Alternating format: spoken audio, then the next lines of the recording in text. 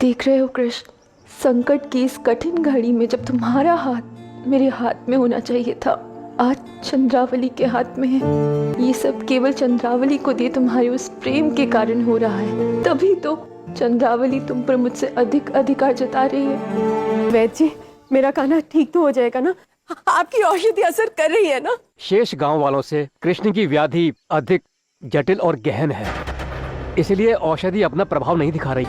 ऐसे अश्रु बहाने से कान्हा ठीक नहीं हो जाएगा राधा। यदि कान्हा संकट में है ना तो उस संकट का समाधान केवल राधा कर सकती है।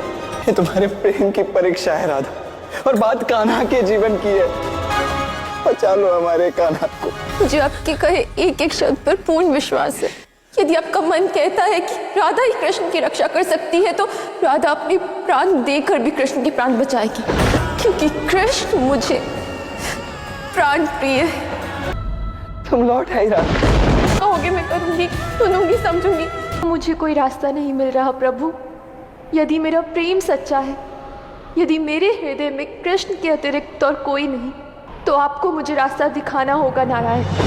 अब जब तक आप मुझे रास्ता नहीं दिखाएंगी, मैं यहीं हाथ जोड़कर आपके समक्ष खड़ी रहूंगी। आंधी आई या तूफान, चक्रवात ही क्यों ना आ जाए, मुझ पर बिजली ही क्यों ना गिर पड़े, किंतु मैं यहाँ से खाली हाथ नहीं जाऊंगी नारायण। मैं तुम्हें यह वरदान देता हूं कि जो भी प्राणी तुम्हारे द्वारा पकाया हुआ भोजन खाएगा वह दीर्घायु हो जाएगा।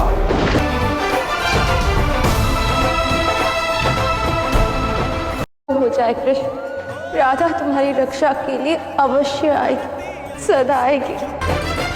मेरा लला ठीक हो गया। भला मुझे क्या हो सकता है भैया? जब प्रेम का सुरक्षा चक्र मेरे साथ है तो मुझे कुछ नहीं हो सकता। सब नारायण को धन्यवाद दे रहे हैं और मैं तुम्हें धन्यवाद दे रहा हूँ राधा। बहुत बहुत धन्यवाद मेरी प्राण बचाने के लिए। धन्यवाद तो ईश्वर को, जो उसने मुझे तुम्हारे नहीं स्वयं के प्राण बचाने की शक्ति दी। इस ईर्ष्या से बड़ी बाधा कोई नहीं राधे। क्षण भर में मन के किनारे उगे प्रेम के पुष्पों को बहा ले जाती है। कृष्ण, तुम ठीक हो? कुछ नहीं, देखो मैं पूर्णतः स्वस्थ हूँ। मैंने ही बताया था राधा को कि तुम यहाँ हो। मैं बहुत प्रसन्न हूँ कृष्ण कि तुम राधा से मिले।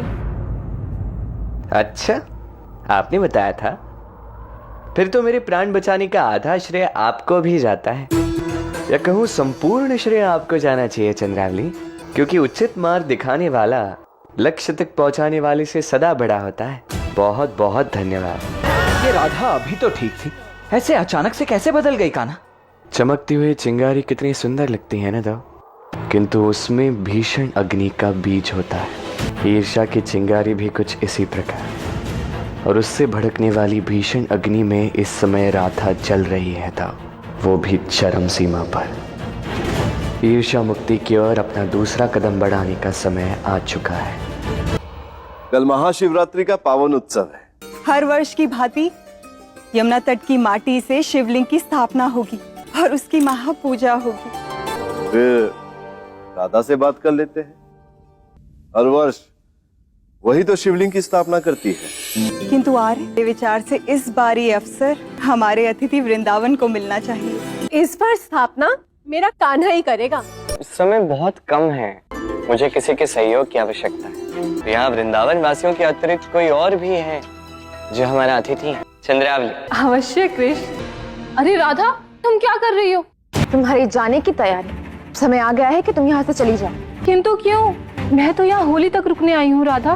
क्योंकि तुम यहाँ रहकर कृष्ण के साथ प्रेम प्रसंग चला रही हो, और मैं नहीं चाहती कि जो उसने मेरे साथ किया वो पीड़ा वो मेरी बहन को पहुंचा। और राधा, तुमने कदाचित समझा ही नहीं कि प्रेम क्या है। मैं कृष्ण से प्रेम करती हूँ, और प्रेम का दूसरा नाम है विश्वास। और मुझे कृष्ण पर पूर्ण विश्वास है कि वो मेरे साथ कभी कुछ अनुचित नहीं करेगा।